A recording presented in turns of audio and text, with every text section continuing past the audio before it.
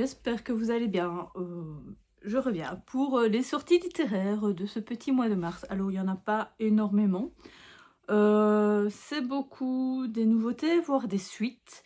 Surtout en thriller, c'est beaucoup des suites. Même en manga et BD. Donc voilà.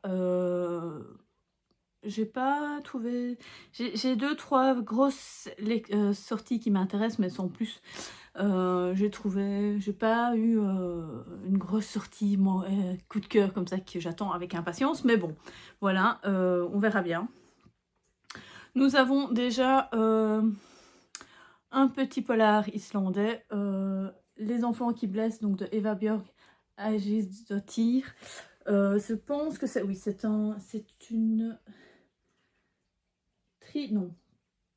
tétralogie. Là, je pense que c'est déjà le tome 4. Je ne sais pas. Non, c'est le tome 5 même. Oula, c'est le tome 5 de l'inspectrice Elma. Donc j'espère que ça, je vais l'avoir, donc je vais pouvoir vous en parler. Parce que je vais le lire ce week-end. J'espère que ça ne gâchera pas ma lecture du fait que je n'ai pas tout lu. Que j'ai pas lu le reste au fait. Donc ça part, donc une maison en bois nichée dans l'une des très rares forêts d'Islande. C'est là que l'inspectrice Selma découvre le cadavre d'un homme de 40 ans poignardé 7 fois. Au-dessus de son corps, l'inscription « Lave mes crimes et mes péchés donc par le sang ». Qui pouvait en vouloir à un vieux garçon vivant seul dans son coin reculé? Sa mère, une femme très pieuse qui se trouve être la voisine de l'inspectrice, se dit pourtant « J'ai toujours su qu'il mourrait jeune ». Et l'acharnement sur le corps de la victime prouve que quelqu'un lui en voulait au-delà de tout. Je n'en lis pas plus, voilà. Bon. Moi, vous savez bien, j'adore les polars nordiques, donc pourquoi pas. Il sort le 5, je pense. Je ne sais plus. Ouais, il me semble qu'il sort le 5. Mais voilà, moi je vais le lire ici ce week-end. Donc quand vous aurez cette vidéo, je lirai à ce moment-là. Hein, parce que vous aurez cette vidéo samedi. Donc voilà. Donc je commencerai là. J'ai hâte de voir ce que ça va donner. Parce que je n'ai jamais lu cette autrice. Donc j'ai vraiment hâte de savoir ce que ça va donner. Et j'espère que ça va pas trop m'embêter du fait que c'est le 5e tome, quoi. Donc voilà. Ensuite... un petit... oui, j'ai quelques sorties, je vais dire Nami et Hauteville, qui est la maison d'édition Kidom, donc en asiatique. Ça sort le 5. Donc, le merveilleux restaurant des souvenirs de Yuta Takahashi. Voilà. Donc c'est Kidom, je sais pas comment on dit, enfin bref. Donc ça raconte, au menu du jour, vos souvenirs les plus émouvants. Dans la baie de Tokyo, au bout d'un chemin de coquillages, se dresse le restaurant Shibineko. On dit qu'ici, les plats sont des passerelles vers les âmes disparues, guidées par la promesse d'un dernier instant avec son frère décédé. Kotoko pousse la porte de ce mystérieux restaurant. À l'intérieur, elle est accueillie par Chibi, le chaton tacheté qui veille sur les lieux. Sans même attendre sa commande, Kai, le jeune chef, lui sert un repas qui évoque son enfance, poisson mijoté, riz, soupe miso. Dès la première bouchée, la magie opère, transportant Kotoko vers un passé qu'elle croyait jamais perdu à jamais. Fait penser un peu au restaurant des recettes oubliées ou au café du temps retrouvé. Donc moi j'avais bien aimé. Donc café perdu plutôt. J'avais bien aimé, donc pourquoi pas. Voilà, moi ça me tente bien. Ensuite, un que je vais peut-être avoir, je l'ai demandé sur NetGalley, c'est Peau d'âme, c'est en tome 1. Excusez-moi, c'est en tome 1, donc le livre 1, Les Lilas du Roi, donc de Aude Zengelmeyer chez Girlstream. Donc ça parle de cloîtrée derrière les murs dorés qui l'ont vu naître. Blanche passe ses journées hantée par les souvenirs de sa défunte mère. Lorsque son père lui annonce son projet de se remarier à la suite du bal donné pour l'anniversaire de la jeune femme, celle-ci comprend qu'il a renoncé à faire d'elle son héritière. Le roi compte d'ailleurs profiter des festivités pour la présenter à Armand Mislay, le fils de sa plus grande rivale. Cette alliance pourrait empêcher la guerre qui s'annonce entre les deux royaumes. J'ai pas plus envie de savoir plus. Hein. Il y a un autre truc, mais je veux pas trop en savoir. Bon, ça a l'air d'être un style de contre-visité. De toute façon, on verra bien. Ça peut être pas mal. Maintenant, je sais pas. Maintenant, ça a l'air d'être un peu sombre aussi. Je sais pas. Bref, ça me tente bien. Il sort toujours le 5, je pense. Le 5 ou le 6. Le 6. Un autre qui sort aussi le 6. Un autre de chez Nami. Donc, un autre asiatique. Excusez-moi, je vais éternuer. Oui, non, oui. J'ai mon nez qui me chatouille. La bibliothèque des auteurs disparus de Ika Harada. Donc, chez Nami.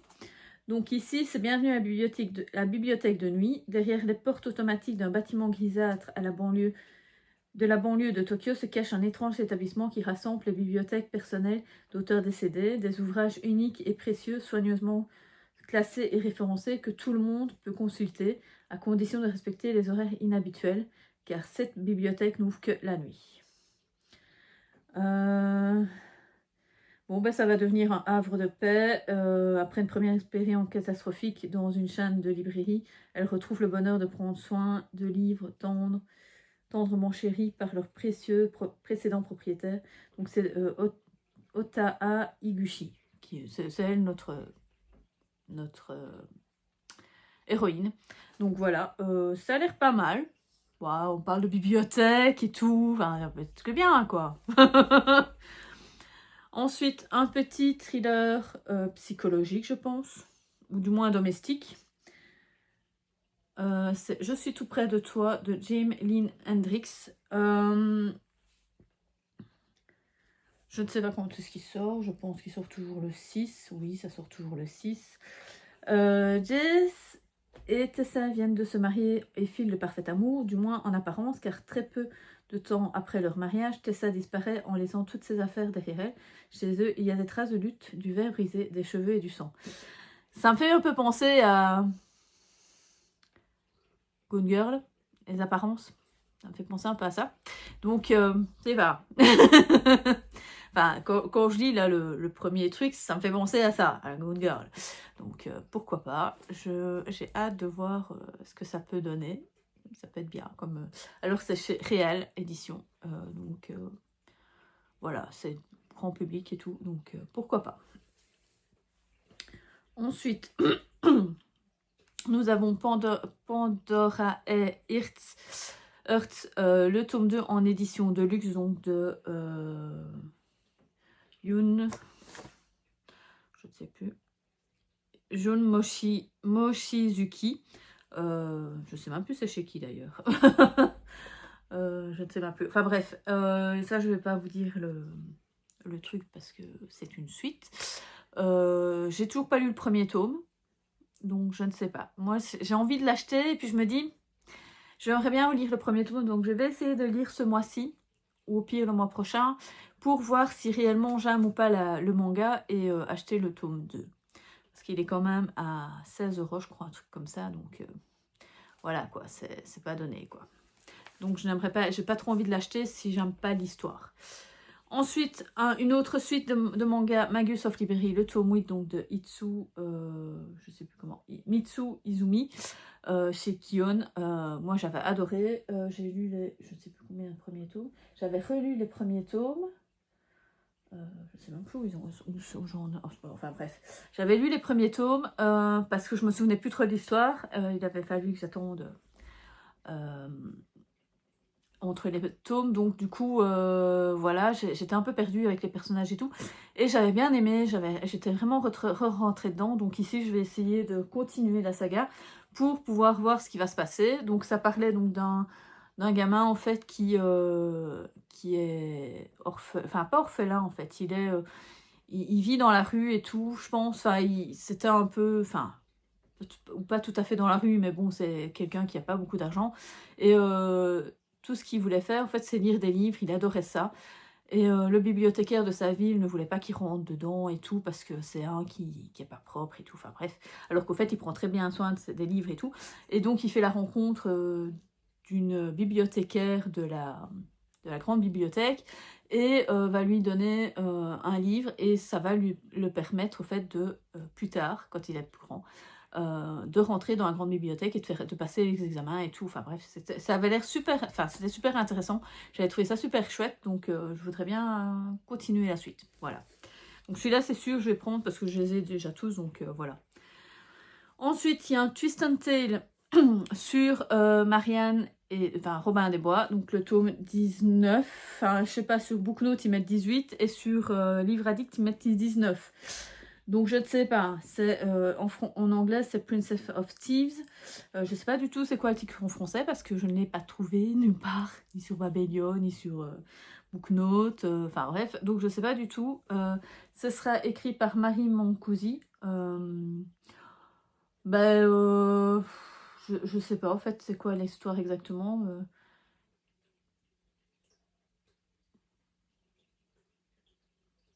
Ah oui, n'avait pas ouvert la porte, un truc comme ça, si Marianne n'avait pas ouvert la porte, un truc comme ça, je pense. Enfin bref. Donc voilà, un Twist and Tale. Bah, je sais qu'il y en a qui attendent patiemment. Je ne sais pas quand est-ce qu'il sort d'ailleurs. Il sort le 12. Ah non. Non, mais en fait on a encore le temps, il sort qu'au mois de juin. Pourtant ils l'ont mis dans les sorties du mois de mars, donc au départ à mon avis c'était au mois de mars et puis ils l'ont supprimé. Bah oui, mais non, il y a le truc de la complainte de Sally avant qui sort au mois de mars, donc voilà. C'est pas grave, je vous en reparlerai à ce moment-là, au mois de juin. Donc il y a aussi sinon la complainte de Sally qui sort, qui a été décalée, c'est ça, était au mois de février, est passée au mois de mars.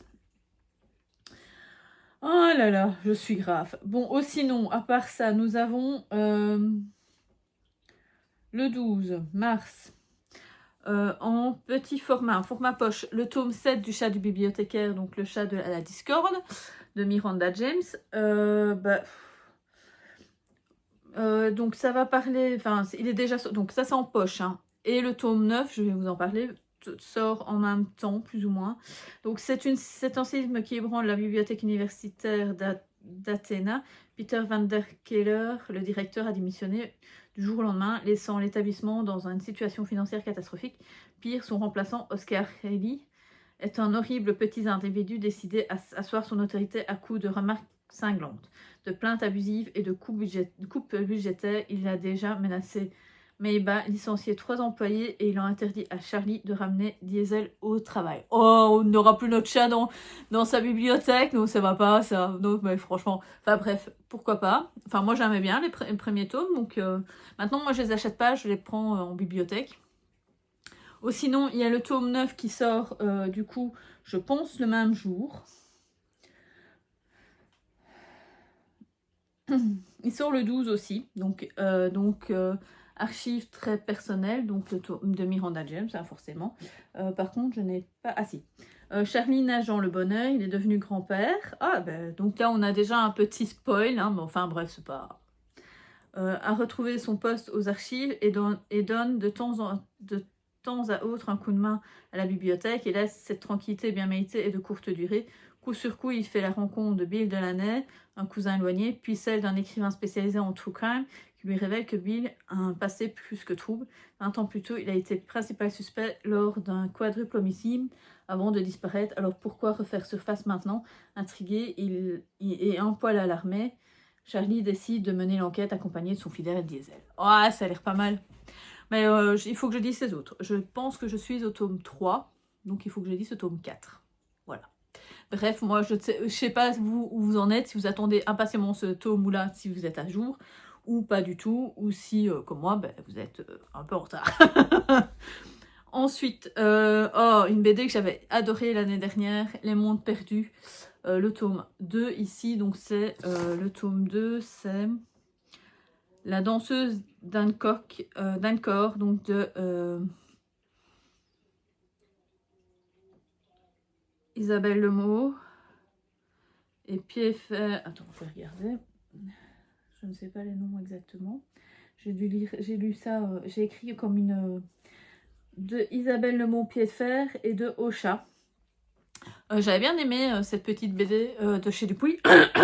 Donc ça parlait de d'une gamine au fait qui est de Amy, qui est fille d'un archéologue et elle en a marre au fait que son père part toujours sans elle et tout, et que du coup elle veut être aussi archéologue, et que donc du coup elle le retrouve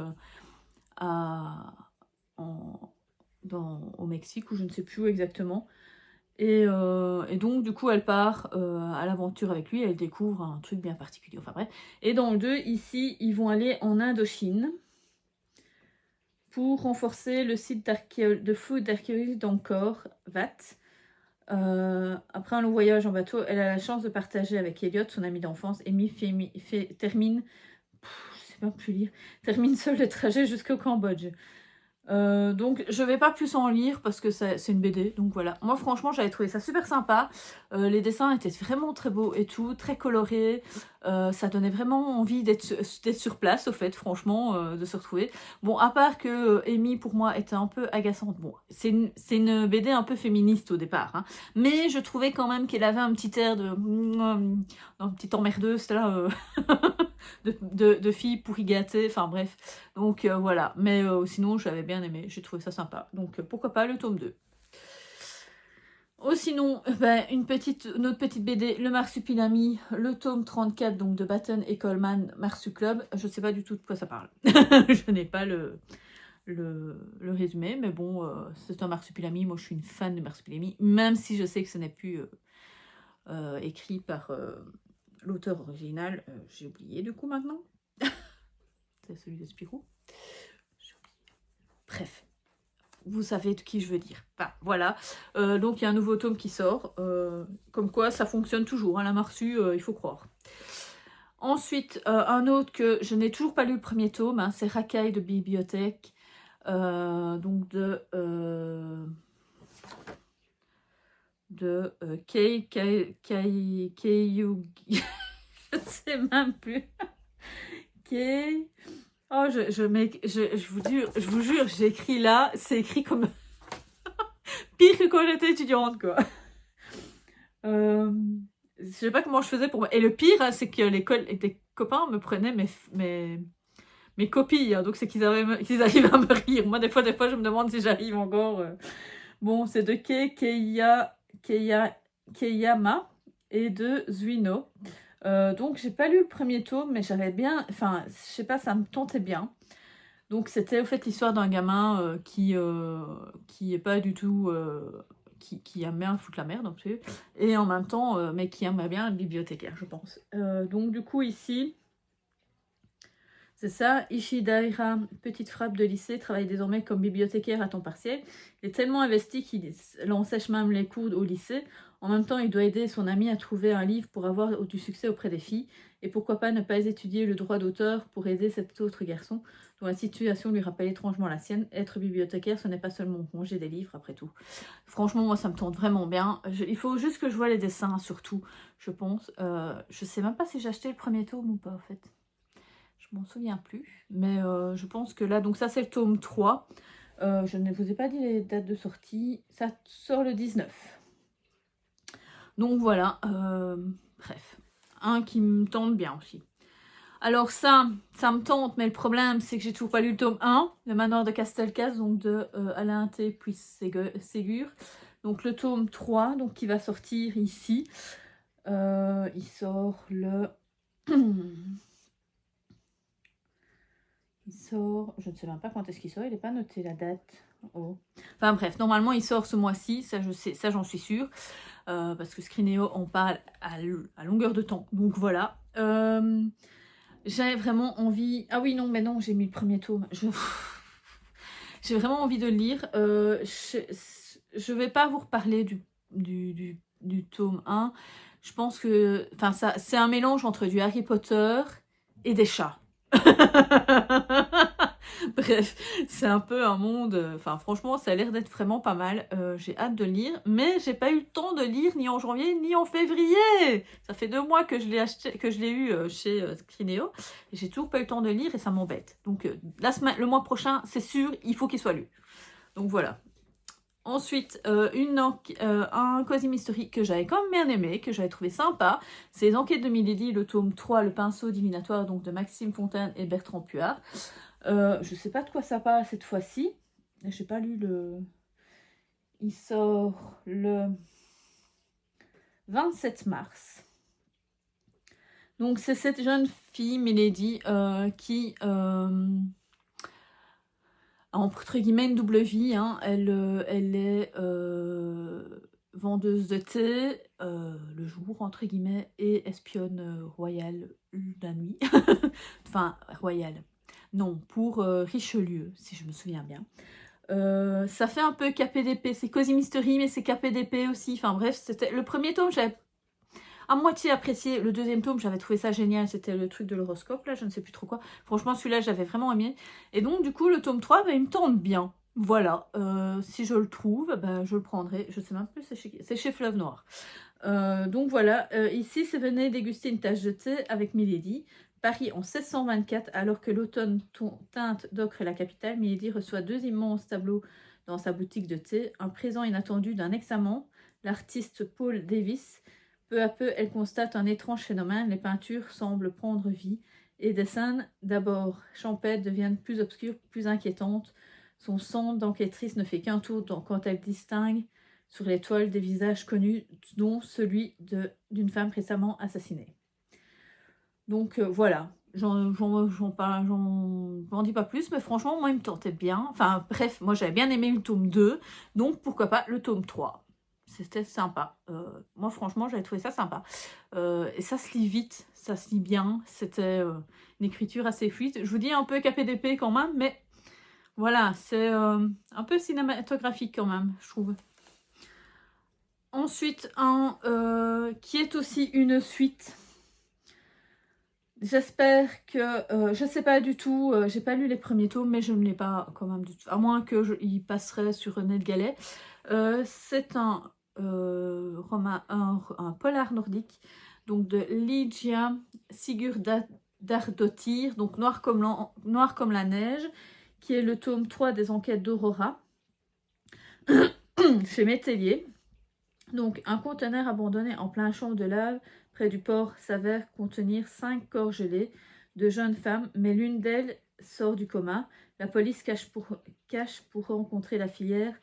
Aurora, une enquêtrice financière qui sait chercher là où les autres ne vont pas, participe aux investigations. En parallèle, une femme prend un jeune amant qui veut l'épouser. Tout de suite, elle ne sait rien de lui, sauf qu'il échange de longs coups de fil en Russie. En russe plutôt. Donc ouais, moi ça me tente bien. Enfin, tout ce qui est polar, souvent nordique, moi j'aime vraiment bien. Donc pourquoi pas celui-ci. Voilà. Il sort, je ne sais plus. Par contre, lui il sort tard. Je ne sais plus quand est-ce qu'il sort. Le 28. Et enfin, non, il y en a, oui, et enfin. Lui, par contre, il sort le 5. Je ne l'avais pas vu, je l'ai vu qu'après. La petite confiserie de l'allée nocturne, donc de Yoko Kuruzi, donc chez aussi Kibun, donc c'est chez Hauteville. C'est un tome 1. Ça me tentait bien. Donc ici, au fait, nous allons avoir des problèmes de cœur, quotidien morose. Laissez vos pas vous guider vers une confiserie des plus enchantées. Quand vient le soir, les lanternes s'allument dans l'allée nocturne et attirent les âmes en peine. Les boutiques, comme peuplées de fantômes, datent d'un autre âge. Une seule brille d'une lumière chaleureuse. Sur l'enseigne, on peut lire confiserie enchantée. Kohaku, voilà, confiserie enchantée Kohaku. Dans cet endroit merveilleux, on trouve des sucreries de toutes sortes. Le maître des lieux, un yokai, mi-homme, mi-renard, promet à tous ceux qui passent sa porte que ces friandises ont le pouvoir de changer leur vie. Femme délaissée par son mari, agent immobilier complexé, lycéenne en mal d'amour, une seule bouchée leur suffit pour vivre une journée différente. vous en doutez, achetez, dégustez, vous verrez. Ah, moi ça me tente bien en plus par le yokai. Vous savez ma passion pour les yokai, donc voilà. Non, franchement ça a l'air pas mal. Je l'avais pas vu passer, je l'ai vu passer sur sur Insta. Donc voilà, pourquoi pas. Et bien voilà, j'ai fini. Comme je vous ai dit, c'était une petite vidéo. Bah Dieu, elle a duré 20 minutes. Je suis étonnée, d'habitude il me faut plus de temps que ça. Donc ici, cette dernière me tente énormément. Donc, et je sais qu'il y en a plusieurs qui me suivent, qui sont fans de sorties, enfin de livres asiatiques. Donc il y en a quand même quelques-uns. Donc celui-ci me tente bien. Le merveilleux restaurant des trucs, des souvenirs. Bien sûr, la bibliothèque des auteurs disparus aussi. Et ben, le Twisted Tale que je vous ai pas parlé, enfin que je vous ai parlé le mois dernier, hein, la complainte de Sally qui lui me tente bien vu qu'il a été reporté. Bon, ben on parle pas de celui que j'ai parlé qui sort qu'au mois de juin. Pourtant, il était noté dans la sortie, c'était ce mois-ci, et ils l'ont à mon avis reporté quand j'ai regardé. Enfin bref. Donc voilà, il y a quelques sorties quand même qui me tentent bien. Maintenant, c'est pas des grosses sorties vraiment que j'ai hâte d'avoir. Mais voilà, c'est toutes celles que j'ai vues, qui m'intéressaient, qui pourraient vous intéresser. Maintenant, s'il y a une sortie que je n'ai pas vue et que je n'ai pas parlé et qui vous tente énormément, ben, n'hésitez pas, hein, mettez-le en commentaire, il n'y a pas de problème, ça pourrait aider les autres que je n'ai pas vu aussi. Moi, peut-être que je ne l'ai pas vu ou que je n'ai pas fait attention. Voilà, parce que je ne regarde pas sur tous les sites non plus, donc... Et puis, il y a des fois, c'est pas toujours à jour, donc, hein, voilà, encore un exemple. Donc, pourquoi pas. Sinon, n'oubliez pas de liker cette petite vidéo, de vous abonner si ce n'est pas déjà fait, et pourquoi pas la partager. Voilà, je vous dis à plus en bus.